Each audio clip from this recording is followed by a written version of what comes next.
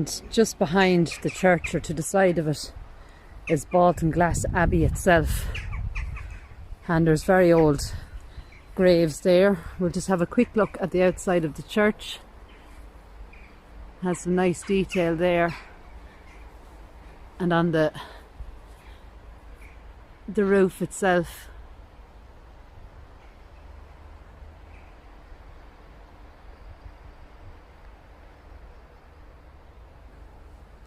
But we're going to take a walk and read some headstones, and then we're going to have a look at the abbey.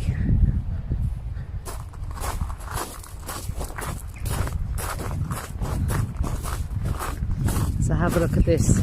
Isn't it beautiful? And we'll make our way inside that now in a minute, but we're going to, as I said, read a few of the older headstones first. And you might see from there we have like a pyramid mausoleum, but we got to look inside, and it's quite interesting when we look inside. But we'll have a look at a few headstones first. So Lily Miles Bowley, she was 33 when she died in 1918. Her husband is there as well, 1922. He died in the USA. There's no age for him. Her parents, Thomas Hill, he died in 1942, aged 88. Elizabeth, she was 80 when she died in 1942, so the same year. And actually, if you look closely, only 2 days apart there. Thomas died the 10th of February and Elizabeth followed then on the 12th of February. Their brother Thomas James Hill is there, 1961, aged 65. Another brother then, William, 1988, aged 82, and his loving wife, Gwendoline Ethel Hill, 2013, and she was 94.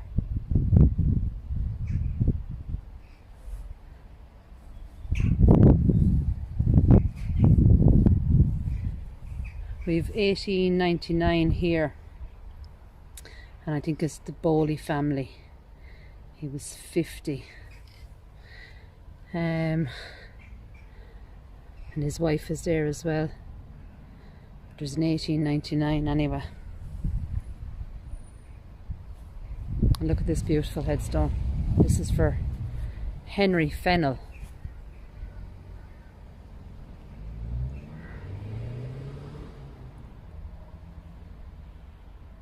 For his beloved daughter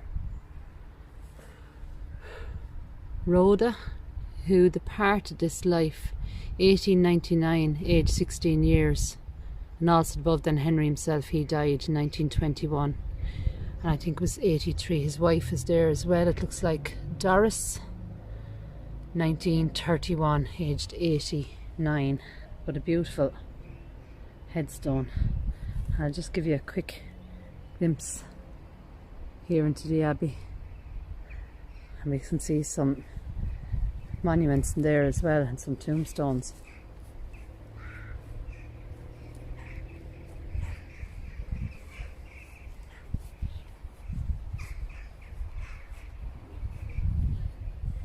And this just says down here, Jones, erected in memory of my dear father Edward Jones, who died January 15th, 1861, aged 61. Also in memory of my dear mother Esther.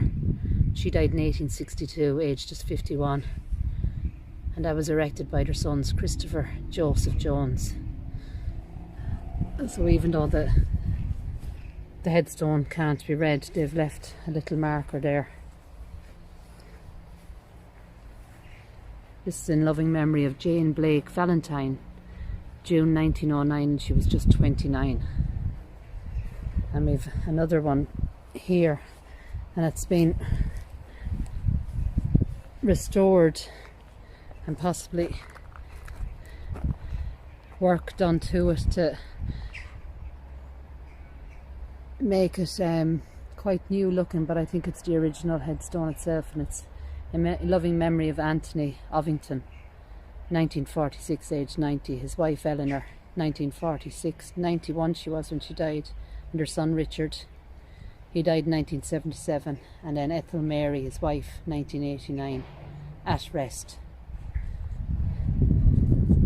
So it's nice to see that you can actually make an old headstone come back to life, and it's very readable, and we can see loads of plants left there. So you can see the lovely arches of the abbey there. We have a Hannah Jackson here. She was 50 when she died, and I think that's possibly 24. Her brother Joseph, he was 69 when he died in 1945, and their sister Elizabeth, she was 85 when she died in 1953. And just down at the bottom then we've Susan. She died in 2017, aged 91.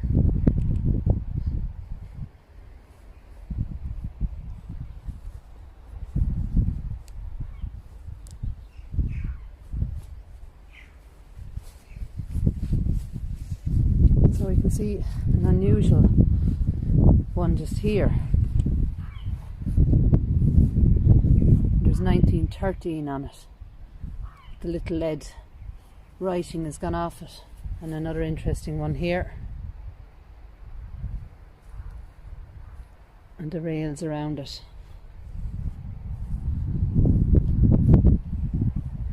And this is Ellen, 1913, and her husband George is there as well.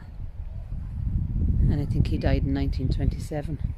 We have another one there on the ground. It looks like a book.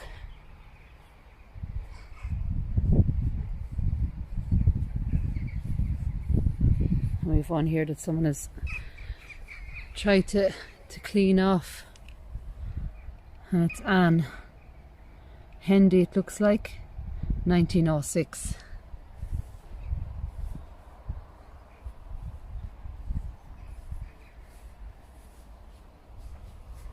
This one has lovely designs on the side of it. Looks like Thomas and Elizabeth. Thomas, 19.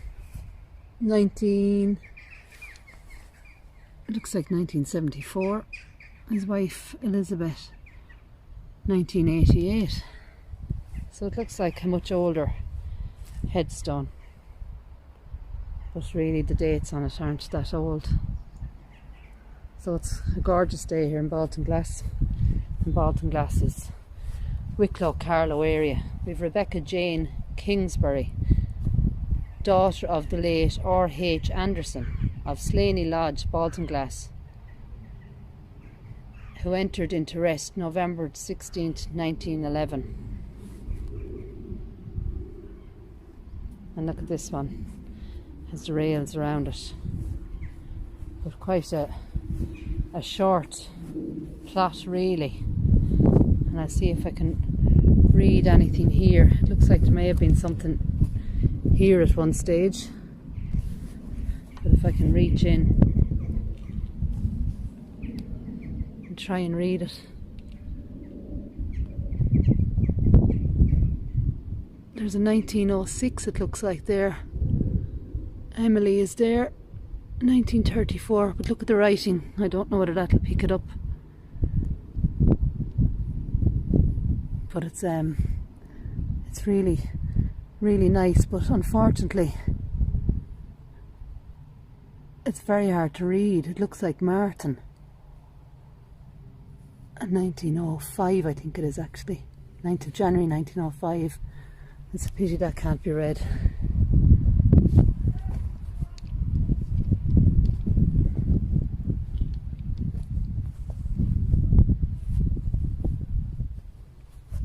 And you can see here, these would have been, it's what's left of the, I suppose, arches. And there's some there.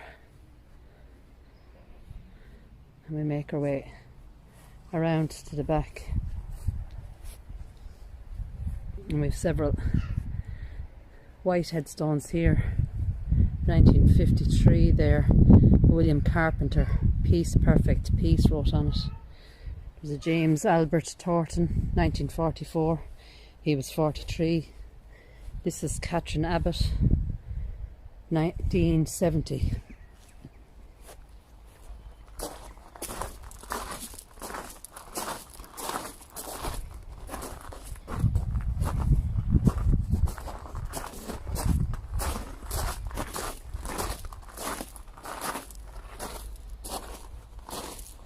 And this is John Deverell, 1965, age 73. His wife Anna is there as well, 1974.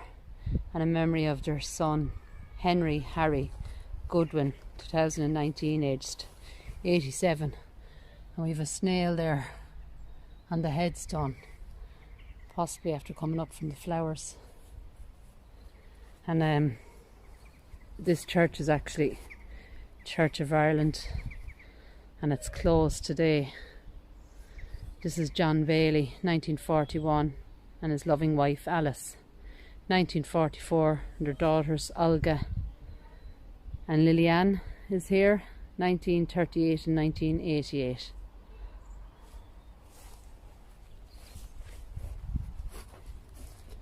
So you can see that the grounds of the church themselves are kept really well. There's a 1937 there, a John James. 1959. 2011, Pamela. And we've this one, her dear father, Griffith Jones. August 1923, age 79. Her dear mother, Alicia Jones, 1923, she was 75.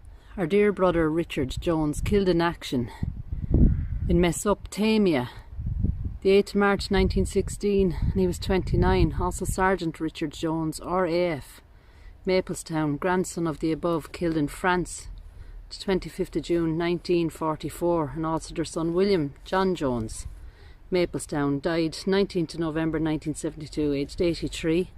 His wife, Elizabeth Lucinda Jones, died the 6th of October 1992, aged 89, and also Desmond Des Jones, son of William and Elizabeth, died December 2008. And we fresh flowers here for the Jones family.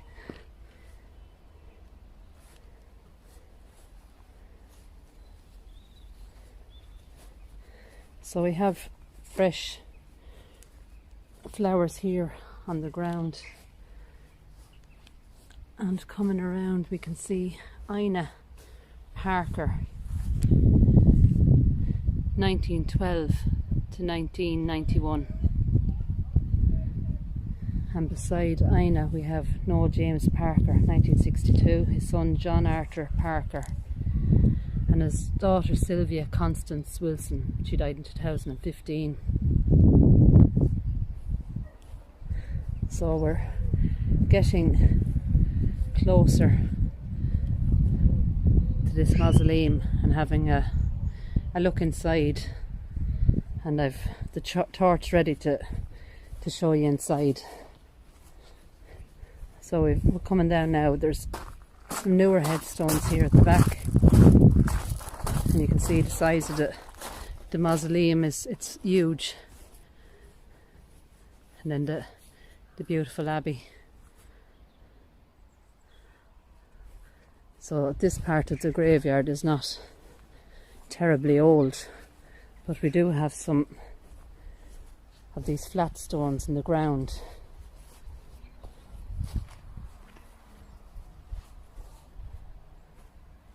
(1823) on this one,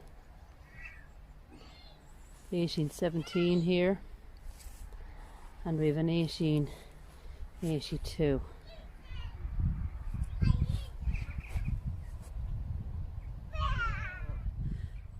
The abbey is situated in some lovely countryside and just outside the village of Baltinglass itself. So these are the more recent graves. So we have 2005, we have a 2011 there. Stanley Peter, he was 88. John William Jackson, whom God called home, February 2008. So we have some beautiful headstones here.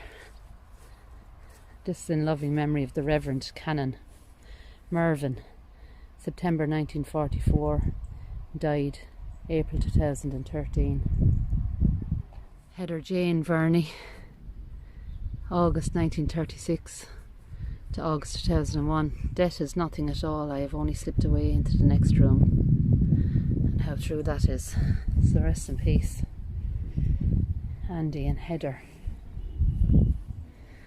So I'm going to bring you now to this mausoleum, and I don't see any plaque on it, so I've no name to read, but I do know that it was for the family Stratford, but unfortunately at some stage I believe it was vandalised.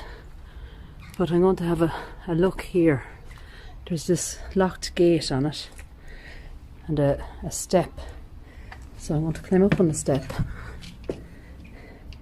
and straight away there you can see these open holes and some closed ones then as well.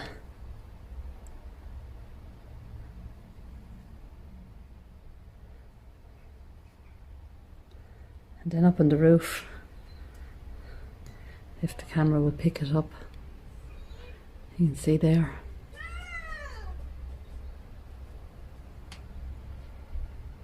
So I suppose they're like niches, but possibly the whole coffin would have been placed in there. The walls seem to be thick enough for it, and the hole big enough to take a coffin.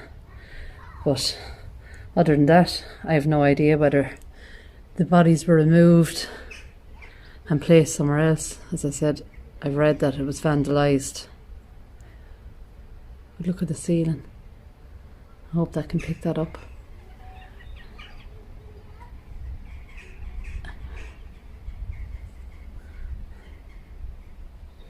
So quite unusual.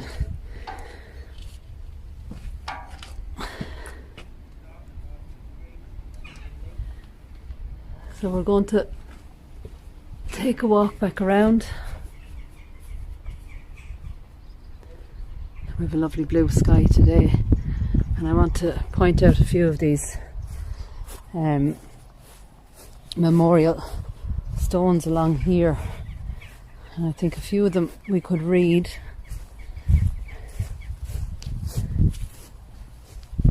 Or at least maybe if we got a date.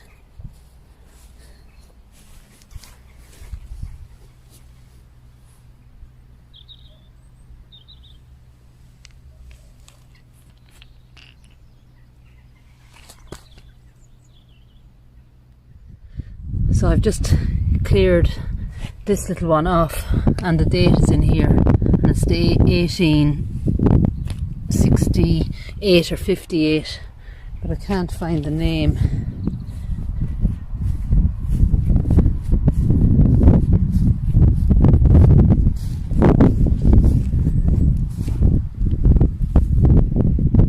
And there's 1764 here on this one, and it's Byrne.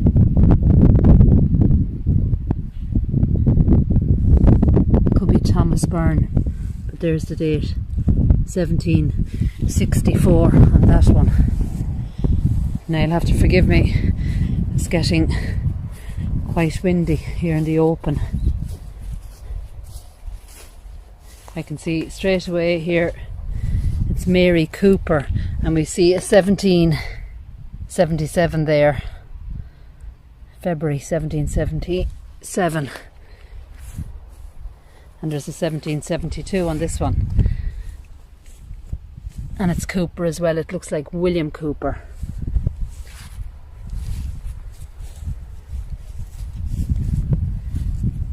And we have 1791 on this one, and it's Mary Farrell, erected by Brian Farrell, it looks like, for Mary. 1791, she was 40.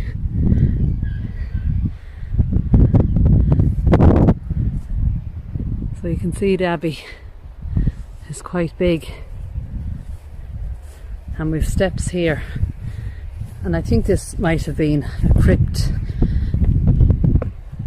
and then it was obviously blocked up. You can see it's kind of an unusual pattern there and made into a wall, but you can see here that there's like a design of an arch, so I'm thinking that it used to go down in under here, and possibly an arch here. If you can see the brickwork is shaped like an arch, and unfortunately I can't get up there, but it looks like William But I can't see a date from here either, which is a pity. And that little headstone as well here. But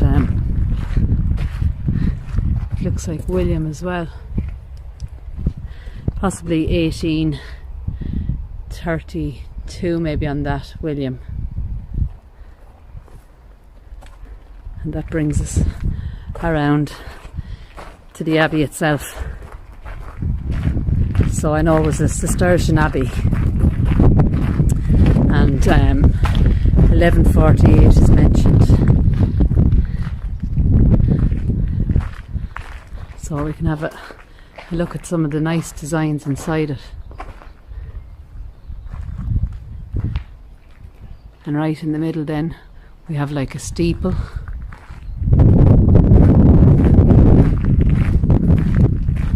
Some more tombstones.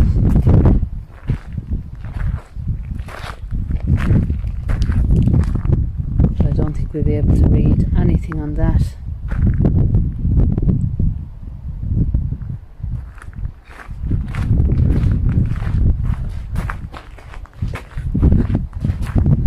And it's going to be quite windy here now as we stand here and have a look up.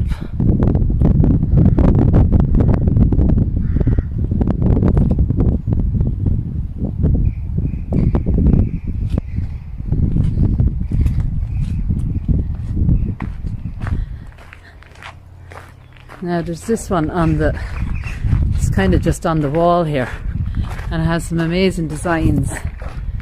You can pick that up in the sun. We have a sun here and a moon, and it's the finest example of 17th century monument in Baltinglass Abbey. And the stone is presented set in an upright position, but originally it would have formed the flat top of a chest or an altar tomb. And the stone commemorates a James Grace who lived in nearby Rathvilly, County Carlow, and he died in 1605. So isn't that amazing? So that would have been once either on top of a tomb, or like a slab on the ground. But it has some beautiful designs, and like the Celtic knots are there as well. And we do have some sort of writing going down the side. So it's nice that that has been saved. And as you can see now, it's mounted on the wall. So before I go up to the other part of the abbey, that's the mausoleum there. And you can see that there's fresh brickwork at the bottom of it, or at the base of it. And I'm sure there would have been the name there. But as I said, it was vandalised, and unfortunately that's what happens, and you know, it's a shame.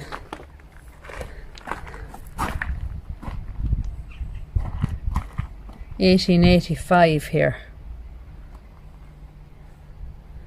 and I think it's William, and there's more writing there as well. The church there in the background. But have a look at those arches.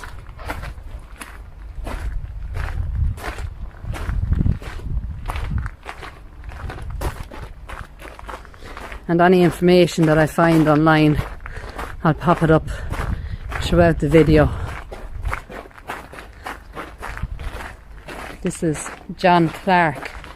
He died in 1913, aged 75. His wife Margaret is there as well, 1910, aged 54. Their daughter Elizabeth, 1891. She was just 9. Also his sons George, he was only 4 when he died in 1895, and Joseph was only 3 weeks old in 1888. And there's John there as well, East London it looks like. 1934, Henry is there. And it looks like, is it NZ, maybe New Zealand?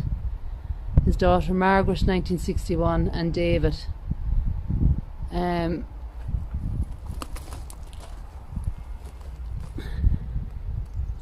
That looks like Star City, Canada, 1965, and there's a William G. Clark there as well, and that's Canada as well, I think. 1965.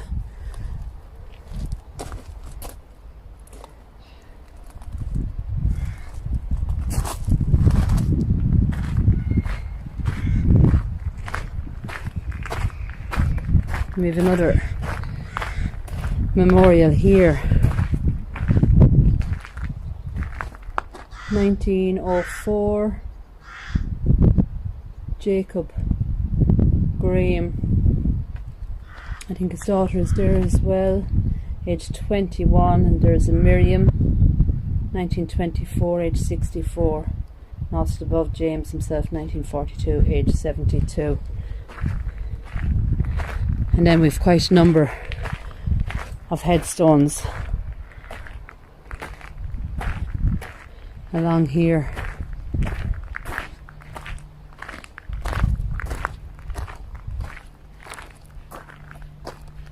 (1888) that looks like.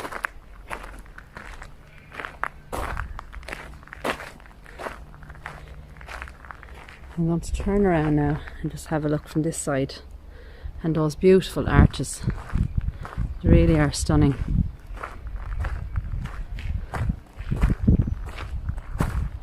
And we've lots more of those. There's a Reverend John Usher, it looks like, and 1907. And also Elizabeth, daughter of the above. She was 28 when she died. So we have a very large tombstone here. This tomb was erected by, is it James Murphy? Which part of this life. 1815, age 29. And there's a Martin there as well.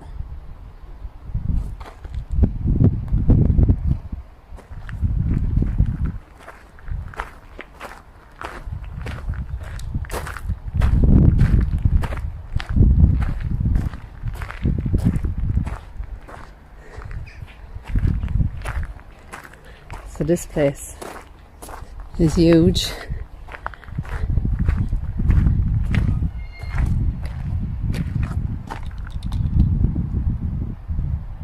And quite beautiful.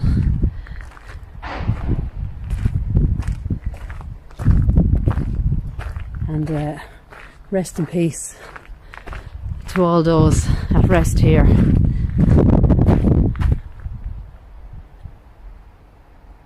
And to you all, take care, God bless, and I'll talk to you soon.